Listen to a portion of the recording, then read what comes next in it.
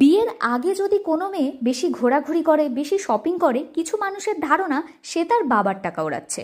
আর বিয়ের পরে যদি কোনো মেয়ে বেশি ঘোরাঘুরি করে, সেম শপিং করে বা নিজের লাইফটা খুব ভালোভাবে এনজয় করে, তাহলে কিছু মানুষের ধারণা সে তার বরের টাকা ওড়াচ্ছে।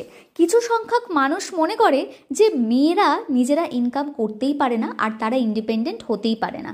জাস্ট বিকজ আমি 9 to 5-এর জব করি না মানে এটা নয় যে আমি ইনকাম করতে পারি না। আমাকে সবসময় আমার বরের কাছে বা আমার বাবার কাছে হাত পাততে হয়। আমি ছোট থেকেই এই ধারণাতেই বিশ্বাসী যে আমি নিজে ইনকাম, নিজের শখ নিজে পূরণ করব। সাথে আমার প্রিয় মানুষদেরও টুকটাক শখ তো পূরণ আছেই। আমি আজকে না কারোর মেন্টালিটি চেঞ্জ করতে আসিনি, আর সেটা আমার দ্বারা পসিবলও না।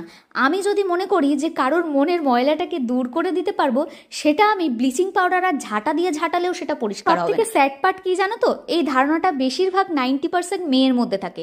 মানে তুমি যদি নিজে লাইফে কিছু করতে না পারো, তার মানে এই নয় যে অন্য কেউ লাইফে কিছু করতে পারবে না।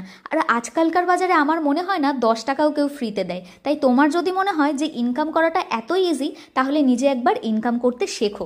10 টাকা আগে ইনকাম করে দেখাও, তারপর তুমি অন্য মেয়ের সাকসেস দেখে জেলাস ফিল করবে, বা তার দিকে আঙুল তোলার আগে তুমি 10 বার ভাববে। হ্যাঁ, এই থিঙ্কিংটা আমি জানি, আমি চাইলেও চেঞ্জ করতে পারবো না। এটাই থাকে, শুধুমাত্র আমার সাথে নয়, এটা অনেক মেয়েকেই ফেস করতে হয়। তো সবাই হয়তো আমার মতো করে মুখের ওপর জবাবটা দিতে পারে না, আর আমি এগুলো তো চুপ করে কোনোদিন সহ্য করিনি, আর হয়তো আগেও করবো না। বাই দ্য ওয়ে, আমার লুকটা আজকে তোমাদের কেমন লাগলো অবশ্যই জানাও। প্রোডাক্ট লিঙ্ক আর ড্রেসের লিঙ্ক আমার ইউটিউবে দেওয়া থাকবে। চলো বাই।